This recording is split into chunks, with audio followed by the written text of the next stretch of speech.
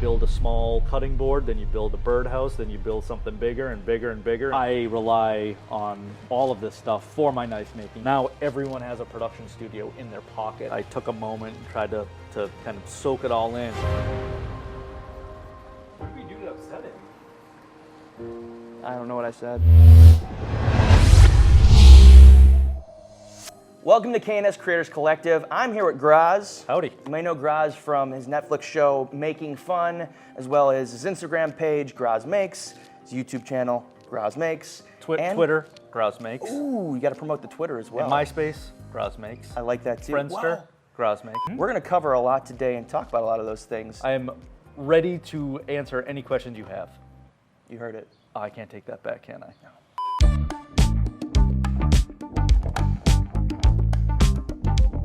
I'm very, very lucky. I do have some fun equipment, but I would think my specialty as far as making stuff would probably be knife making. This was my first big boy knife grinder. This is a 2x72 knife grinder. Every knife maker really kind of wants to get to this point. A bunch of makers in the community helped me wire everything together so I didn't electrocute myself. I don't need my hair any bigger. And then if we move over here, this is just a basic metal cutting bandsaw. I take the raw steel and then I kind of rough cut the shape and the profile of the knife. This is just your basic miter saw. If I'm cutting down wood, I just want to make small cuts here and there. Do you have plans for where you're going to start putting cameras? Oh yeah. Did you design this to kind of coincide with that? Sorta. It kind of like organically grew this way, where it's like it's kind of like the old '80s sitcom that if you look that way, you never see the other side of the house. You always just look this way. So maybe I could put like a live studio audience this way. With all of this world, now you've developed these skills as a maker, and you've been able to bring that into different companies. So you worked with Total Boat before, and now Carolina Shoe Company. How does like a maker of products and a user of these products, how does that actually benefit you? It's kind of like a joke within the maker community that everyone from their like full-time job has like a secret power, website design, like stuff like that, or like if you're a social media manager, stuff like that where you can kind of draw from and help yourself.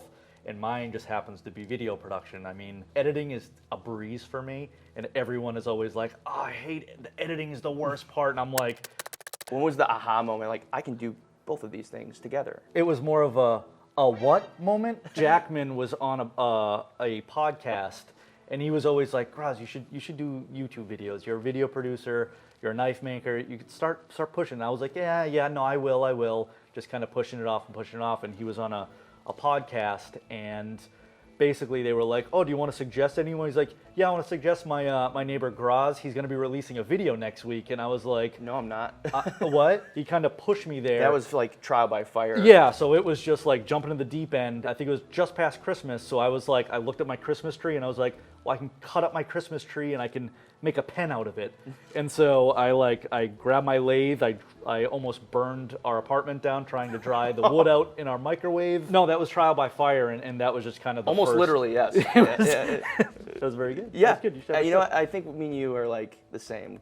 We I think little bits of wit here and there. I think there you go. Once the coffee kicks in, We got the same I'll join hair? you. I know. I've worked from like shooting weddings to shooting System of a Down's live show at Penn State. I heard. I want to talk to you about So that more. it's one of those things like you just say yes to every opportunity, and then you just use your previous job to get a slightly bigger job, and you just kind of keep going.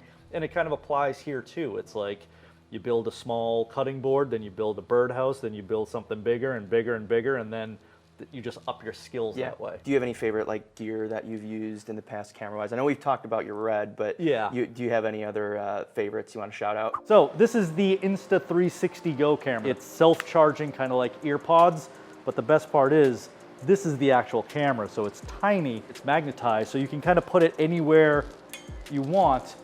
And as far as making stuff goes, almost everything here is steel. So this thing will stick to just about anything in the shop and give you an awesome shot that you couldn't really get with a DSLR. I had it every day on set while we were shooting Making Fun. And I bet you, if you look real hard, probably watch the show a bunch of times, keep your eye out. It's so small, but it's this crazy technology where any angle, it's always horizontally fixed. They have like $60,000 cameras on their shoulder, and they're like, what? That is the coolest camera. I'm like, it's this big. It's like a Graz-sized camera. I almost get the sense you're like a MacGyver type. So I like to call that McGrazzer. I gotta go. This is ridiculous. I can't. See you later. The door didn't close. Goodbye again. What did we do to upset it? I don't know what I said. You know, we see all these different, you know, media outlets that inspire us. Where have you been the most inspired when it comes to why you wanted to get into the video production? What inspired you? Was there a movie? Was there a TV show? Was there anything that was like, I want to do this because this is cool? Please. Every day before school, I would watch Mr. Wizard's World. It was entertaining. I would learn stuff, but it was also like, that's so much. That would be so much fun to be able to do something like that. This is all good stuff, and we got a lot more of the shop to see. Yeah. So let's continue the tour. The tour. So this is one of my newest acquisitions. It's an old Rockwell bandsaw. How are you gonna catch up to Jimmy? Oh, I got two. Oh, you do? I got two. Oh, so shoot. Okay. Two yeah. bandsaws. Yeah, I guess three. You get 3 bandsaws. So this is kind of my knife making corner here. So this is like the big 3 as far as tools go to make knives. A belt grinder from Ameribraid, they're like some of the best in the game. I use this to shape 90% of the knife, and then goes into this special knife making oven that goes up to 2,000 degrees. Next time you guys come by, like I say, bring some dough, we can make some pizza. Without this, it would be very, very difficult to heat treat stainless. And then your run-of-the-mill like drill press. So to drill all the pins, to include some K&S you know, hardware in there, you know. All right, so we've seen a lot of cool stuff, but I'm gonna show you something else cool here in just a moment. I like to call this Scan the Gram. It's where we go and scan your Instagram for a picture that we find really interesting and we wanna get a little more context. I'm a little about. nervous. Oh yeah, no, oh yeah, that is a great face I'm making, huh? Okay. This is like the original shop that once I moved out of Jackman's old shop, we used to call this the murder room. You know, after a long day of building something, you get a little tired, you want to take a load off. It's a great pose too. Yeah, I mean that's when in my male modeling days that was my blue steel. Was Jackman a part, or at least Derek, a part of any of your transitions where they helped you move things? No. I did stumble upon your Twitter, and the pinned tweet was a bit controversial, it seemed, and then I start to dig, and I didn't know about this. I catch the controversy, and I'm like, what's going on here? And so it was mine and Ted's idea to make a few shirts. We gave Derek one yesterday. Oh boy, here we go. So this is the first. That is amazing. Too dangerous for TV. Yeah. Maybe we can give this to some of the Twitter trolls. So it's been a few years since you put out YouTube videos. I'm guessing. I know. I do have a video that's like 70% done. Ooh. So it's. You heard it here first. With being on Making Fun, is there anything you might want to bring with you, whether it's video production ideas or just ideas, creative ideas from the shows, or anything you might want to bring with you? Every day shooting, it like I took a moment and tried to kind of soak it all in, but just being next to a guy like Jackman or Derek or Jimmy or Pat or Justine, as far as the building stuff goes, it's like it's buying your first guitar and getting a lesson from Jimi Hendrix or Stevie Ray Vaughan, where it's like Jimmy or Jackman there just being like, I just need to soak everything up. I mean, it's pretty awesome that I can literally go back on Netflix and just be like, oh yeah, I remember that part. Like I have a documentation of all of the stuff. And then flip it on the other side, all of these amazing, talented camera ops that were doing all these amazing camera angles that I wouldn't even think of. There was a camera on a drill that would kind of spin at the same speed as we were wheeling out the catapult. It's almost like you've been woodshedding for, I guess pun intended there, but woodshedding for 2 years. It's been about 2 years since you came out with a video, right? Or yeah, I mean, not that I'm keeping count. Thanks. Sorry.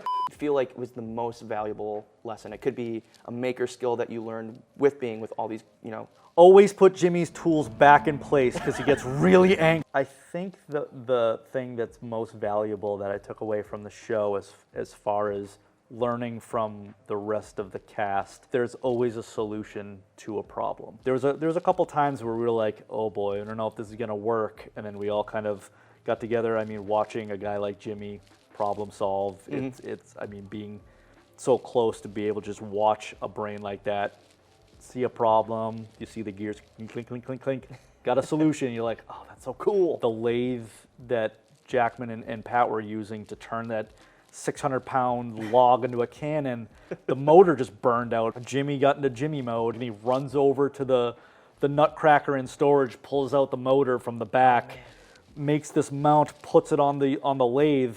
It actually worked better than the stock motor, and without that problem solving, we wouldn't have been able to finish that episode. Cow. Then you index that problem solving, you put it in the old Rolodex, and then next time, if that happens, you're not going to sit there and linger on it for hours. You already have the solution. Be like, I'm going to do that. When you're under the gun, there's make and perform, right, at the same time. So it's the stress of make and perform being on camera. We're going to make you do that right now. Okay. So you said the magic words make and perform. Oh boy. So we've changed the terms. Okay. We call this make it in minutes now. Okay. Because Jimmy Okay. and I compromised to 3 minutes. So you're going to have 3 minutes. When I say go, you're going to dump these out and get to making while I'm blasting you with lightning round Q&A. What happens if I don't perform well? We're in Salem, so Oh, geez. burn you at the stake. So are you ready? Okay. Get set and go. All right. All right, so first question. I'm already flustered. First question, which maker trait would you steal from your fellow making fun friends? Jackman's math, Jimmy's vision, Pat's uniqueness, or Derek's broad-mindedness?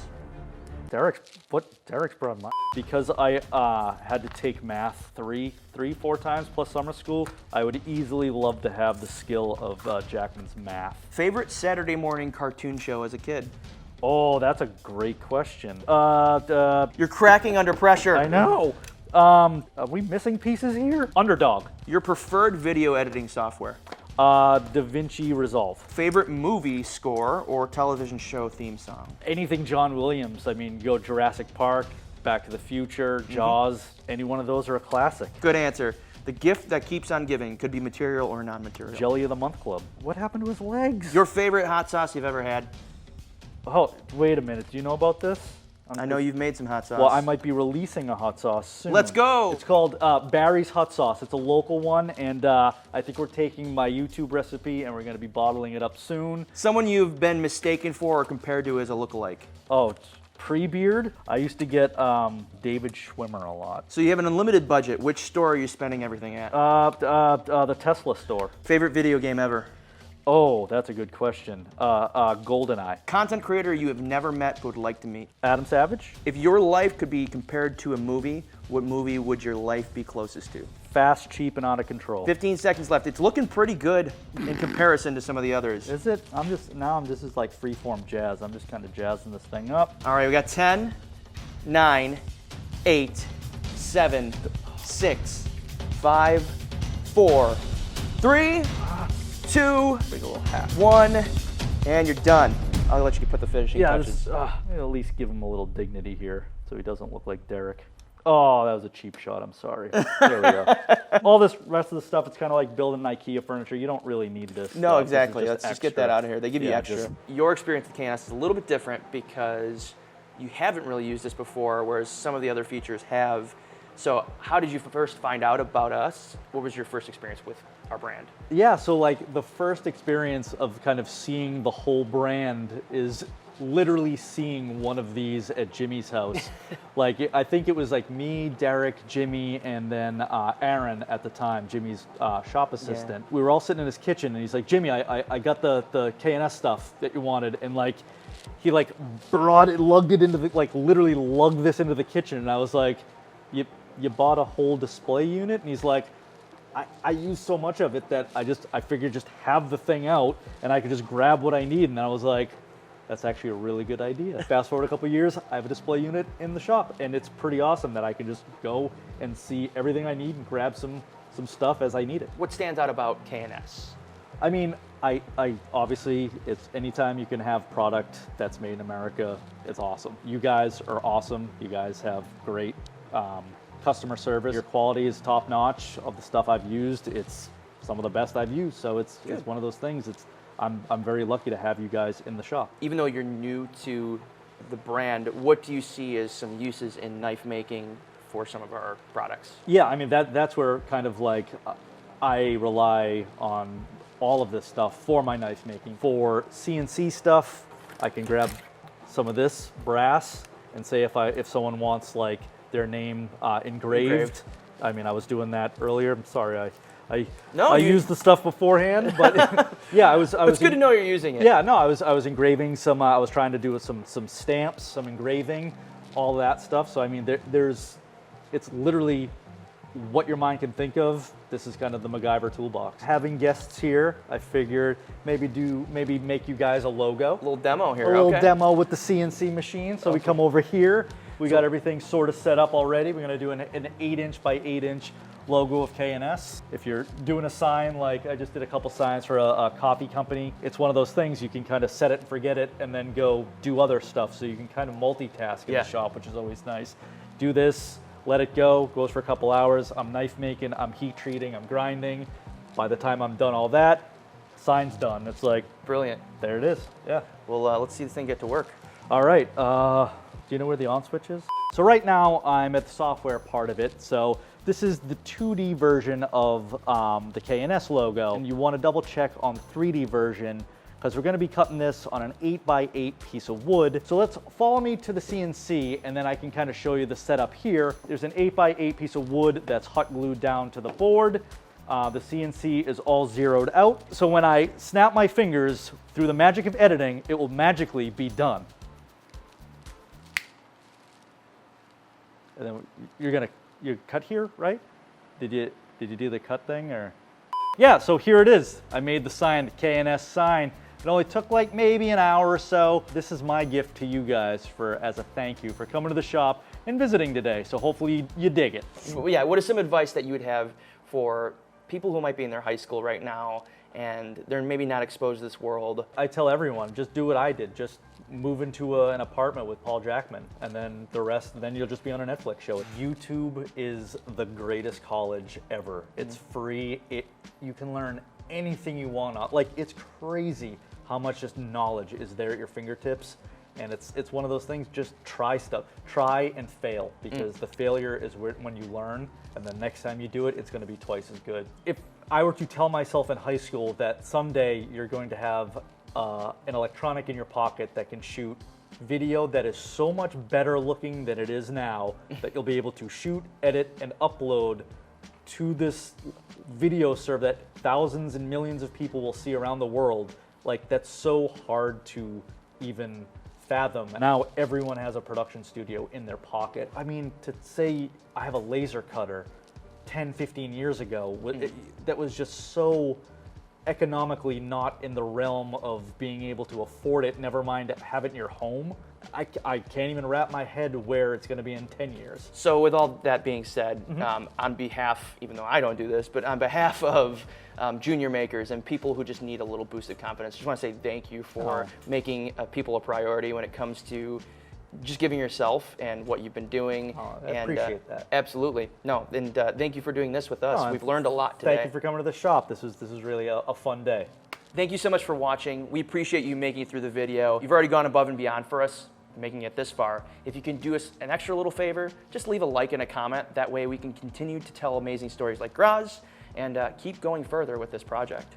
So, and also share it. Share it. Show your friends. Oh man, post it on social media. I'd like to know before we go, what is coming up next for Graz, both professionally or personally, that you want to shout out? I got a new album with Drake I'm dropping soon, so that's going to be sick. In between making knives, like I said, getting it back into YouTube. Drop me a message if you want a knife, or if you just want to kind of follow me and see what I'm making today. Appreciate you, brother. Thank you for having me. Yeah. What are we going to do next? I say we cut some fruit. That sounds good.